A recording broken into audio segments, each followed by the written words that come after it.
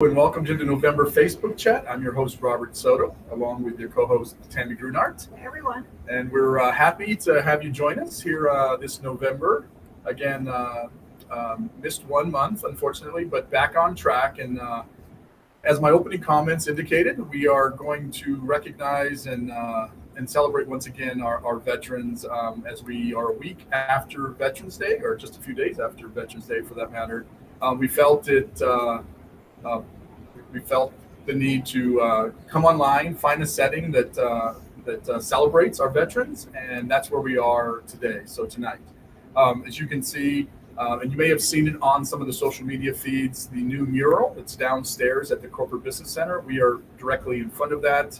And again, just wanted to call out and recognize all our veterans here at Schneider. We have roughly 14% of our associates that are veterans. In some cases, some still serving in the reserve capacity. And so just really wanted to say thank you for your service. Thank you for all those sacrifices you made, that decision to serve, which is a huge decision. And again, joining us here and making us a better organization as a result. So thank you to all our veterans. Again, this mural, beautiful murals behind us. And we wanted to give everybody just a little peek at what it looks like. We had a couple of call outs from the on the post that you shared with us, Robert. Kobe Ross, U.S. Army and U.S. Army Reserve, total of 20 years. So thank you. Thank you, Kobe. Jerry Hicks, who I had the pleasure of meeting in Fairburn a couple of weeks ago, U.S. Army, 31L, 1980 through 1992. Jerry, good to see your name out there, and nice to officially meet you the last few weeks past. Les Snyder, Navy, FAA, sorry. Okay. 28 years of government service, so thank you, Les. Thank you, Les. And Robert Larrabee, U.S. Air Force, 1981 through 1992. Bob, thank you. Glad to see you join us. And again, thank you all for your service. As you've heard in the past, I did my service in the Marines. I did reserves first in the National Guard in California, and then went full-time in the Marines. 0311. Grunts lead the way. I'll just leave that there. So thank you for joining us. Again, all our veterans, we appreciate you. We definitely wanted to call you out. And anyone else that wants to drop their service and their rate or rank or MOS, we welcome that again from a shout-out standpoint, as well as the regular shout-outs. But so a couple things before we get started, and it'll give us some time to also get some of those questions coming in. We do have Les's question from previous. That we're prepared to answer, but we wanted to plug a couple things. From a preventive maintenance standpoint, we are a little behind on many of the trucks. I won't go into the actual numbers, but from a PM standpoint, we'd like you to work with your DTL and get those PMs done as quickly as possible. It'll help prevent you from potentially breaking down over the road, as well as, again, from a cost perspective, better to be able to get it addressed right away versus waiting and potentially in a breakdown situation. So I don't know if anything to add there. No, just check. I mean, your driver leader will have a handle on that and hopefully get you routed, but take some accountability for that as well. Ownership, look at the date that it's due. It's on the inside of the door, and work with your driver leader to get you routed to an operating center to have that PM done. Plus you get a truck wash. Yeah, there you go. So the other thing is open enrollment. We're in open enrollment season. Again, last month was to be the open enrollment Facebook chat. Unfortunately, we weren't able to do that, but wanted to make sure we plug that reminder about open enrollment. You have until the 23rd, so you still got some time. But inevitably, every year we hear about one or two folks that missed the window. And then again, it's just waiting a full year to get back into those benefits. So please make sure you're looking at your open enrollment details. You're signing up, verifying and confirming that you're good to go and you're done. And again, until the 23rd, from an open enrollment standpoint, to get those benefits signed up for. I think it's also a really good opportunity to check. You have the ability to enter in a credit card number. So if you have a gap in your coverage, you're not working, you're not getting a paycheck, that your medical, the premiums get charged to your credit card. So make sure that that's valid, it's not expired. So it's a great opportunity to make sure that you have that backup in place. if you need that. That's a great call out. And so we wanted to touch on those two things. I'll also say that we're down in the cafeteria. Typically it's quiet, but you may hear doors open or potentially an occasional vacuum cleaner. That's just part of our busy work here at night that gets done. So we'll try to keep that to a minimum.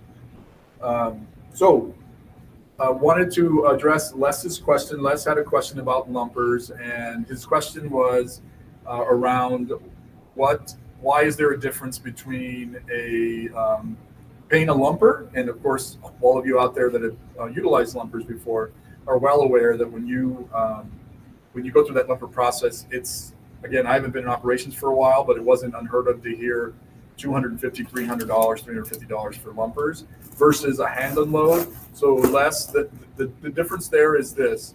So typically what we see on average maybe 5 driver hand unloads a week and about roughly 150 lumper situations. So a big gap between a lumper unloading versus a driver's unloading. So 2 things there. When we get a lumper, that is paid by the customer. So that's why there's that process that we put in place where you call in, you verify, we double check with the customer. And so that's just kind of a push through. There's no cost to us. The customer pays that cost. And so for us, that's the way that payment process works versus if you decide you want to unload it, we pay that hand unload. And I'm not sure what the current hand unload pay is right now. And I won't say exact pay details on this forum, but obviously it's less than what we pay a lumper, but we pay that to you. We don't get that reimbursed from the customer. And so the other thing that's at play is we'd rather have the lumpers do it because of the way those loads are configured, the amount of freight, the weight of freight, the number of boxes. We'd rather have the professional unloader do it. It's going to be quicker that way. It means you're going to get in and out faster, hopefully, in most situations. And from a safety standpoint, it means potentially, probably, we're not going to get hurt in those situations. So kind of a twofold approach there in terms of cost and safety. So hopefully that answers your question. Again, definitely not a differentiator between kind of what we pay them versus what we pay you. I can see how that question would be asked, but again, that lumper is paid for by the customer, so it's a push. It's not a direct cost to us. So thank you for that question, Les. All right. Any Ready for more some questions? call-outs or questions? We've got a lot of call-outs, but we'll start with some questions, and then we'll go to the call-outs when we take a little bit of a breather. Chaz Thompson, what is going on with the new phone system? After repeated attempts, still unable to reach my driver leader. Not much faith in the new messaging app. So, Chaz, we need to get kind of more information from you as it relates to your line of business. So we're going to capture your name, and if we can look up your driver number, but if you want to just post your driver number, we will take that, and then that way we know who to kind of hone in on, if you will, from a support shift standpoint. Also, well, I'm assuming it's support shifts. So again, I don't want to make assumptions. So we'll reach out to you, get more details, figure out what the scenario is, and then we can work that issue based on, again, your account, your hours, your work schedule, and the support shift that's aligned with your work. And then as far as the messaging app, I don't know if you can provide more specificity there. And what's going right or not going right. But again, that's something we could probably follow up with you after this and take your driver number and your name and reach out to you. Once we get more information, then we, again, can figure out who we need to talk to and work that issue. Yeah, absolutely. Jeremy Stallhood, U.S. Air Force, was a 3PO31 at Maelstrom Air Force Base.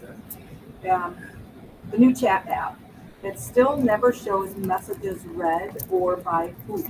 Are there still bugs, or do I need to call IT? So again, we'll take that. I know it's newer, so Yep. I don't know enough about it to be able to get into that level of detail. But if you're as far as the red received in red, I know that there was talk about some sort of function to do that, to say, hey, notify you that, yeah, we got it, we're working it, whatever the case may be. But I don't have that answer right now. Again, newer process here. So we'll capture that one. It's the same as what we were just asked, and we can get back to both of you as far as what we're experiencing there and what potential changes need to be made. Keep sharing the feedback. Yeah, we need that feedback.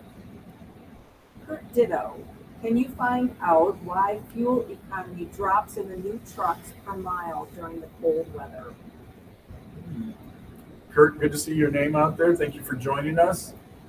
Again, we can take that. I don't know the answer to that. I don't either. Yeah, I don't know if the engine's working harder because it's colder. Again, I'd have to get with our fuel folks to get you an answer. So we can get back to you, Kurt. Obviously, we know who you are. Les Snyder has another question. One of the previous students contacted me saying he had a PM scheduled. He told his driver lead a week in advance and he still wasn't routed back. So how or who should take responsibility for that? Well, he should be working, again, it sounded like he was working with his DTL, and that's a case of, again, getting back with that individual. I have to believe that they can also, and again, in his work assignments and his loads, potentially going through OCs to work that process as well. But his detail should be helping him with that, getting it done. Again, a newer driver is probably not going to push as much as maybe a more senior driver that's going to say, hey, let's get this done. But they have the power as well to work through that process. But some of those newer drivers may be just not comfortable there yet or just not knowledgeable there yet. But clearly the detail should have helped in that regard. And but he can take the reins and run with that as well.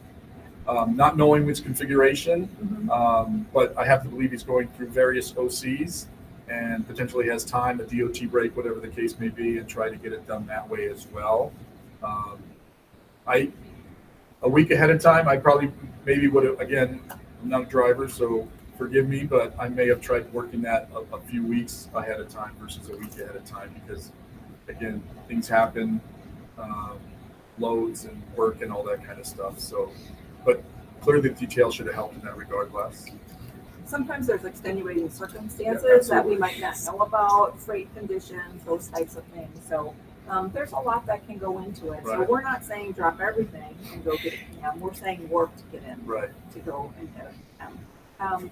Robert Larrabee, urgent PSA, public service announcement. New York Thruway will have a truck ban in effect Thursday at 4 p.m. until ? So no end time. The ban is from exit 46, I-390 interchange through Buffalo to exit 61, Ripley, New York. Also I-190.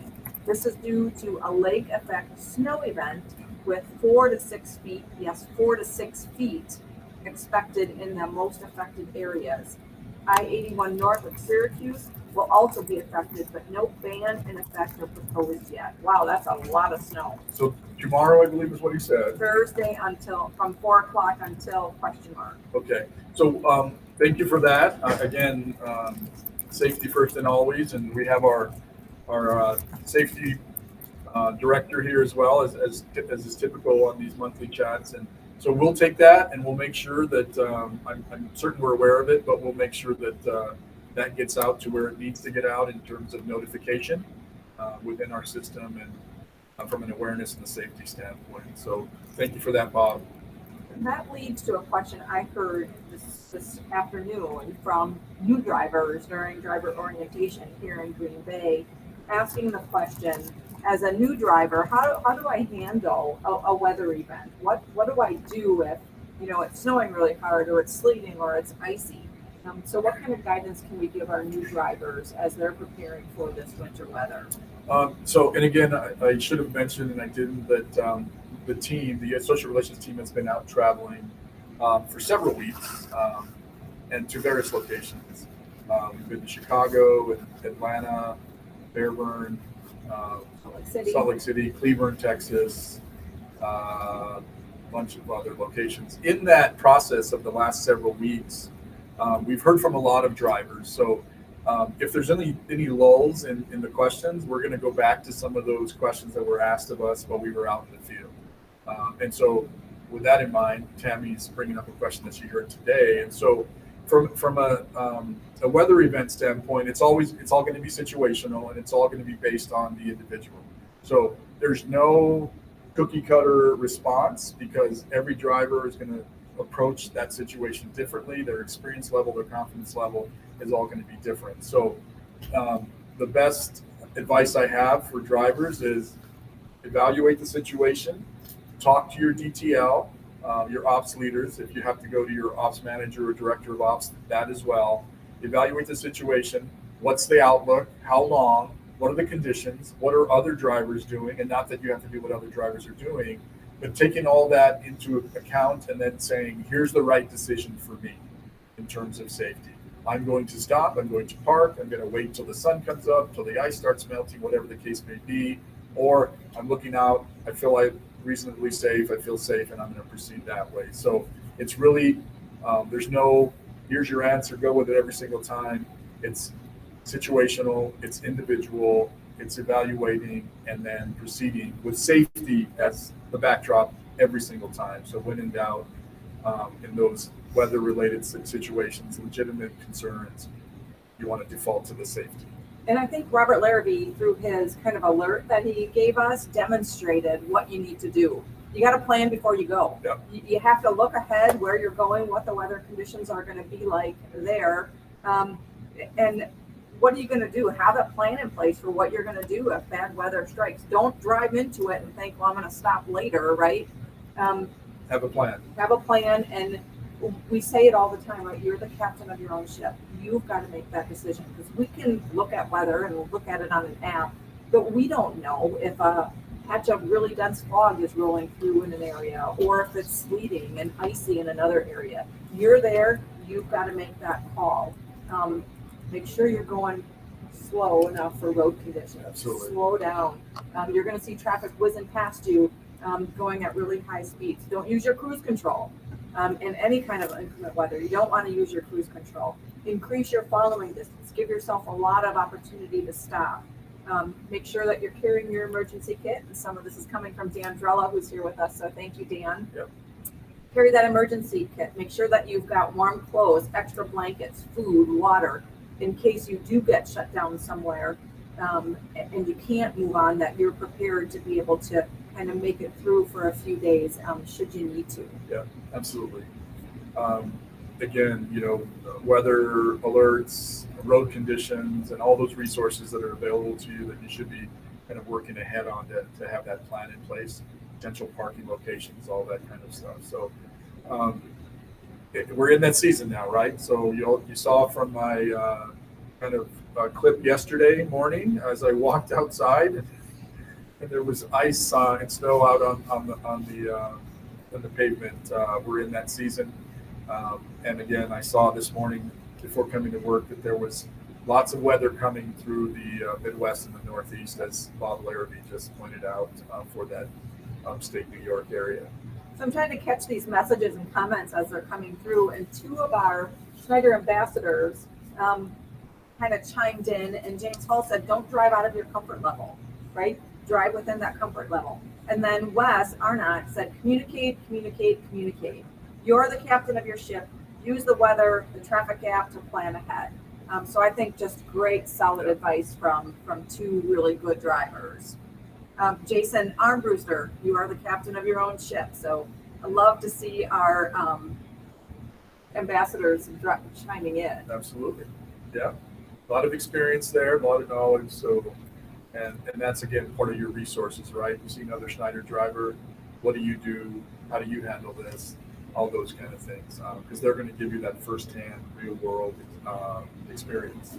So, thank you to our SAT guys and gals online.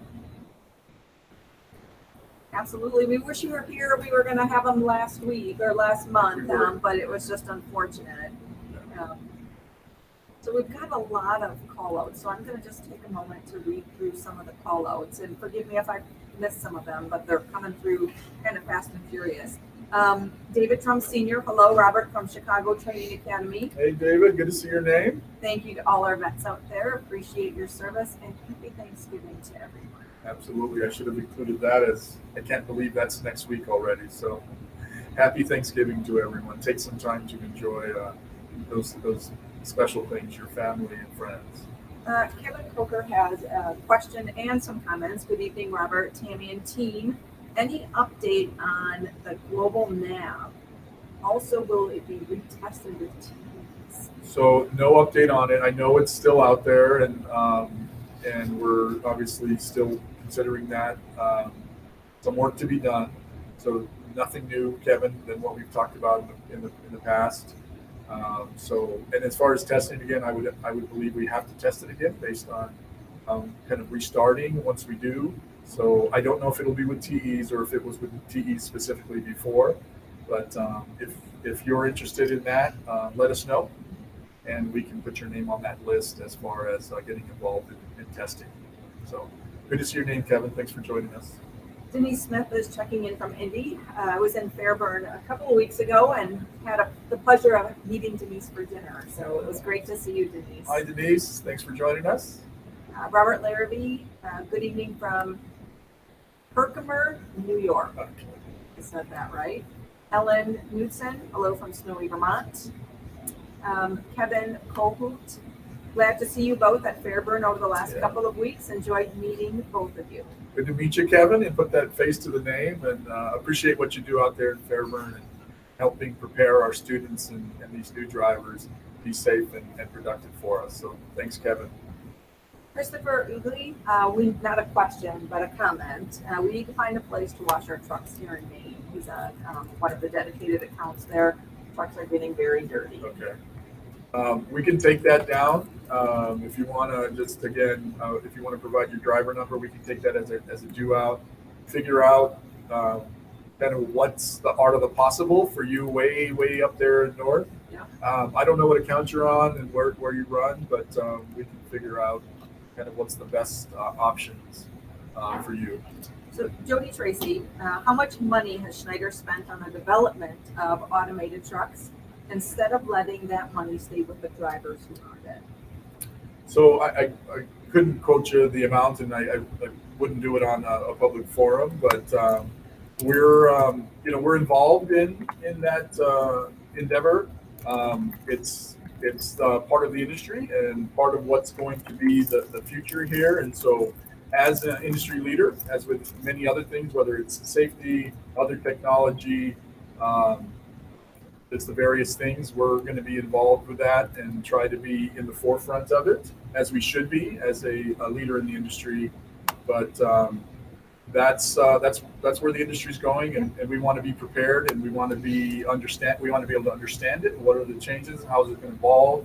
And make sure we're at the front of it, not at the back of it. So again, we understand there's different emotions involved and reactions involved with that, but we see it as an opportunity to be able to help our drivers to be able to get into a configuration that is more conducive to what they're looking for. And by that I mean, if you look at various feedback from our drivers and beyond that, even the industry as a whole, drivers are looking to be home more often. If not every night, then on a weekly basis. I just saw a survey from a vendor that we're aligned with, and they talked to close to 2,000 drivers, and one of the standouts of that data was, I want to be home weekly. So we view that evolution of the technology in the industry to allow for drivers to be home on a weekly basis in that scenario, and having the kind of the truck in the middle. Kind of we compare it to intermodal, right? So in intermodal, you have a train in the middle, two drivers on each end, and that's how we envision this technology and evolution of this to, the truck in the center of the move and our drivers on either end, making those local deliveries. So we picture it as a good thing for our drivers in terms of quality of life balance, work-life balance in that scenario. and we're partnering with some of these vendors, not necessarily investing in them. So that's part of a difference as well. And then some of the technology that has been developed with automated has really allowed us to implement some of the safety features on the tractors that we're currently operating. Collision mitigation, the lane departure, all of those. That's technology that we didn't develop. We're another kind of vendor developed that, and we are using it to help keep you safe. And that's why we do many pilots, right? Whether it's Mirai or other pilots that we've done in the past, it's all in the vein of safety and improving driver experience, in the vein of trying to make your work a little easier. Improvement, and so along the line, again, Tammy calls it out. We're always looking for that next technology to help us be more efficient, more productive, more safe, and improve your experience out there. David Joseph, good evening. Do we have an account with Blue Beacon for truck washes? So I believe we still use Blue Beacon.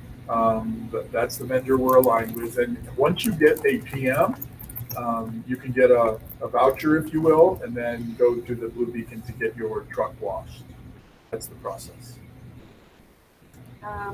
Joshua Wumbold, sorry, computers went down on the day you were going to ride along with me, but thank you for breakfast. Hey, Josh, good to see you. I hope you're doing well out there.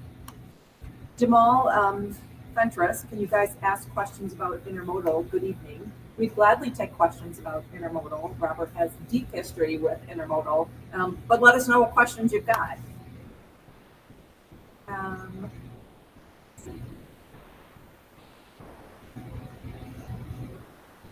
Wes Arnott, I-Team. Hey, Wes. Jeffrey Seacole. I've been with the company for 2 years and a TE. My question is with hourly pay, is why we can't get a flat pay across the board. If I get paid 24 drive time, why not 50 all time? So thank you for the question. So again, from a next gen pay standpoint, the way we're configuring it is trying to accomplish certain things. So the way we build it out, we're trying to simplify it. We're trying to also remove some of the inconsistencies. And so the way we configure our package is to be able to accommodate those things. In some cases, a straight hourly rate will not allow that to happen. So we try to take all the different work that's being done and then figure out from a component standpoint where those buckets should be, and then how it translates to your overall W-2. So, and again, not knowing what account you're on, what division you're on. In some cases, some are trying more, heavier on the hourly, more on the shipment or miles. And again, it just varies because we have all these different lines of business, different freight characteristics. So it's not, I can tell you, we have a small army that works on our pay and configuring pay so that it translates to, again, the W-2 that we're looking for. And there's lots of inputs there. So I understand the question, but it's not that clear cut in terms of here, let's just give it an hourly and we'll all be good to go. So, but I appreciate the question. I understand the question, but we're trying to accomplish certain kind of foundational things as it relates to pay. And so we configure it that way. And again, it varies by line of business, varies by geography, characteristics, all those kind of things. Jamal is asking what the difference is between a TE and a mentor. So a TE, a training engineer, is going to be a more formal kind of trainer, if you will. Mentors, my understanding are more assigned, and I don't know that. I believe mentors are not consistent across all the lines of business, and even in those lines of business, not across the entire network. So in some cases, operations will decide that based on what they're seeing, they need to have some mentors that they can help align with new drivers to be a resource for them versus a more formal training engineer training setting. So That's my understanding of mentor, and I don't know if you're speaking to an intermodal situation, but I believe there's various markets out there within intermodal that use mentors Yep. to augment support for their newer drivers. Yeah, Wes called that out, that a mentor is to teach drivers new to an account. I would agree with that, but also add on to that, that any driver who has some experience can be a mentor for drivers who are new. As we see someone, struggling to back into a dock, if you can provide them and they're willing to take that feedback, be there for each other as resources, and that's an informal mentorship right there. Josh Humboldt, bonuses coming up. Can we opt out and receive stock or stock options instead? Josh, great question, and knowing you, the question doesn't surprise me. I say that with all the respect in the world. No is the answer, unfortunately, for now. Gary Vogel, good evening, Robert, Tammy, and crew from Mulberry, Missouri. You got my new truck this week, so it was a surprise. It was fine with the old one. He was fine with the old one and thought he'd retire with that. Well, congratulations on the new truck. Yeah, I'm sure it's fantastic. Beautiful. Abel Capano, aloha everyone, coming from Maui. Aloha. Stay safe, my Schneider. I think we're all envying you right now. Oh, yeah.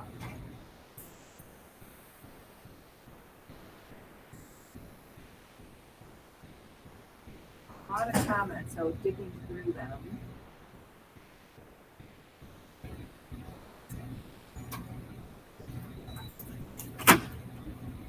We've heard a lot when we've been out in the field, and one of our, Rich Wynn particularly, has been out there for a long time and has been hearing a lot about the fuel situation. He actually heard from somebody that we were going to be out in 25 days. People are giving them specific information that they're hearing. So can we shed some light on the diesel situation here in the United States? Yeah, so good question. And again, we've heard that out in the field very, very recently, usually every week that we're visiting a location. And so understandably so, there's lots of information in the news out there, lots of bylines, if you will. But although diesel is at a 5-year low at the moment, inventory continues to be below 5-year averages, I should say. We've talked to our fuel folks here and the folks that are aligned with them. And right now, based on what we've been told, is there's not currently, we don't foresee any major disruptions to the fuel supply or any restrictions that we're aware of in terms of limiting what we're able to get. Again, and we've said it, I'm sorry, my throat is getting scratchy. And we've said it in the past, a few Facebook chats, because obviously this has been ongoing for a little bit. But we obviously, as a larger organization and alignment with our vendors, have purchasing power and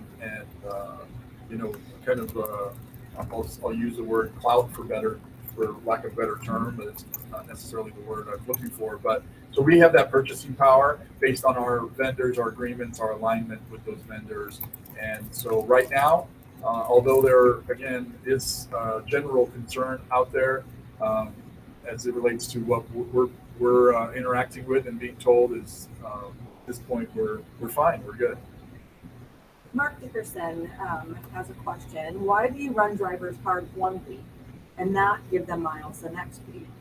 If you're running a recap, you have the hours, but you're not getting the miles. Yeah, I would have to, again, just generally speaking, that's going to be based on freight. That's going to be based on the market you're in. That's going to be based on the characteristics of your line of business, whether you're random, over the road, dedicated account, or whatever the case may be. We certainly want to keep our drivers moving and productive, we're not purposely withholding freight and consistent week to week. But unfortunately, sometimes that doesn't happen. You get in a market that's slower, and sometimes it takes a little while to get you out, or some short runs to get you to another location where we can get you long run and get you moving again. So clearly our intent is not to have those highs and lows. And as I mentioned earlier in the next gen pay, we see those inconsistencies, and one of our, you know, again, fundamentals that we're trying to accomplish was removing those inconsistencies, that variability of pay, because we know it's not what you're obviously looking for. So our intent would be to run you as consistently as possible, as safely as possible, and keep you moving. You know, a good reminder for us that it's that customer that's in control of the freight, right? It all is dependent on how much freight the customer has out there. And if there are events going on, special promotions going on, we might have more freight. And as those events, think of Black Friday shopping, all of those types of events, right? Freight tends to pick up slightly before, and then after it'll kind of drop down. So we see this ebb and flow, I think, of freight just on a regular basis. I think we try to do a really good job of keeping it consistent, as Robert said, but some of it is out of our control. It's the customer really that provides us with the freight that we need to move.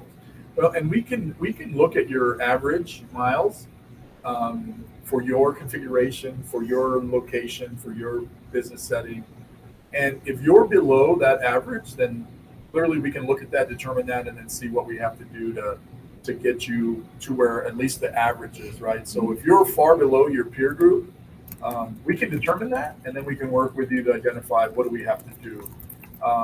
If you're looking to run, and you're looking for more miles than most, again, I use generalities here. If you're looking for more miles than is typical, we can never promise that. But if you are legitimately, and again, only you would know this, lower than your peer group as it relates to the work they're doing, we can look at that, we can identify that, and we can work to resolve that for you. So if that's the case, again, that's where your ops leaders, your driver team leader, your ops manager, even your director of ops, that's what they're there for. They can look at those analytics and they can say, you're on track with everybody or you're below everybody, and we need to figure out what we need to do to get you there. Vicki grabbed that as a takeaway, and we'll do some follow-up on that one. Jamal says, good evening again, right? Why does the driver get frowned upon when we call roadside? I don't know. I'd like more information on that one. Jamal, many of our jobs are here because of our driver associates and supporting our driver associates. I know that group. Tammy and I know that group. Actually, we just saw the director walking out as we were preparing for this. They're always open to feedback. They're always willing to look into scenarios. I send scenarios to them all the time to include out over the last few weeks when we've been in the field and had folks share. I was broken down, I was stuck, I was waiting. We share that, let them look at it, analyze it, and see how they can get better. So certainly should not have that kind of reaction. So I'd welcome specifics as it relates to certain calls, a time of day, because we can go back and look at that and determine what took place, how it was handled, and then again, with the effort of always looking to improve that process. Because we understand you're broken down, it's never going to be quick enough, completely get that, and so we're always trying to look at how do we improve that process. We do have an intermodal question around chassis. Heard there was going to be a lot of more chassis coming into the market. When can the East Coast start seeing? So I asked that question actually a couple weeks ago because someone in Fairburn asked me that question, and there's again, I'm working off memory here. It was 2,000 or 3,000 chassis that were coming in throughout this year. They started coming in about 6 or 8 weeks ago because we saw some coming into Chicago stacked. And then the answer that I received when I asked specific to the Southeast in Fairburn was Chicago's going to get fed first for obvious reasons. Chicago is our biggest market, much larger than all the others. And so we're going to feed Chicago first, and then from there disperse the balance to the other markets. So you said Northeast? Yeah, and the South as well. Okay. So they will, obviously we're close to the end of the year. We only have, 6 weeks left? I can't believe I'm saying that, but roughly 6 weeks left before the end of the year. So those chassis are making it out there. They're getting into the network. And again, they're evaluating balance by market. That's what our network folks look at. They look at balance by market, inbound loads, outbound loads, what's the number of chassis that we need, and then they will distribute them by virtue of those numbers. So Jamal said it was a typo. He wanted to know, does the driver get frowned upon when calling in roadside service? No, No. not at all. That's why we were a little surprised, Jamal. No, you're going to get help from our experts in SCM, Schneider Emergency Maintenance, and they're going to help walk you through maybe some things that you can do to check to see what that issue might be, and then we're going to get you the help you need. Yeah, absolutely. Use your resources. That's what our folks are here for. Yeah. We got some information on the chassis. They're being built in Wisconsin, Right. Virginia, and Southern California. That's where the chassis factories are, and then we distribute them from there. So thank you for that information, Dan. That's great to have. Yeah, you'll see a different color on the ones coming from Wisconsin. At least they're instead of that primer gray, you can tell where they're from because they're more of a Galvanized silver. galvanized silver versus a primer gray. So if you see one of those galvanized silver ones, that came from Wisconsin. Do we have a current update on the potential looming railroad strike, and what are we doing to prepare ourselves for that? That's a question we got out in the field time and time again. Yeah, so the last I saw was there was still some disagreement with 2 or 3 of the various unions. And so that continues to be something that obviously customers and carriers are looking at. To the extent that we can plan, we do. That's us discussing load counts, what work is out there, is there chassis work that can be done as a contingency, TBO, container work that can be done as a contingency to make sure that we have a plan for, we have this much work for this many days, that kind of thing. So we're always looking at that. We're obviously on the outside looking in, so we're not privy to all the conversations and progress. But again, we always try to plan for any kind of contingency. So, but we're not involved directly. So again, from the outside looking in, we are limited as to what we know. Driver lives in the northeast portion of the United States. When should they expect to see a change in the way they're paid? So we'd have, my understanding, so I'm assuming it's VTL driver. So because the Northeast is the kind of the last to go. I know that we've, again, line of business to line of business, we have made changes and we're kind of staggering it in, I guess, for lack of a better way of saying. And so the Northeast is the last to go. I don't know if that's going to be December or January. Again, if you can provide the account or the operation you work with, I can get with that leadership group and get you a rough timeline on, hey, we're planning last week of December, first week in January, whatever the case may be. So I don't have that timeline in front of me. And so we can look to get you some more specifics. So I don't see a lot of outstanding questions out there. Okay. Just a reminder that open enrollment ends November 23rd. Make sure you go out there and complete your open enrollment. If you miss the window, you miss the window. There's no exception process to allow you, other than a life-changing event like a marriage or a divorce or the birth of a child, where you can add those people in, but you've got to make sure that you complete the open enrollment. I'd like to thank the SAT team, the Schneider Ambassador team. They're on here answering questions, providing guidance. The question around the TEs, they said behind every TE should be a mentor. So they are just providing really great advice. If you see them out there and you have a question, ask them. They're going to be a great resource for you. If you've got feedback that you want to share, make sure you share it, because we can't get better and change if we don't know what we need to work on. Yeah. So I echo Tammy's comments. We're pretty excited about the Schneider Ambassador team, the makeup of that group in terms of time with us, time driving, line of business.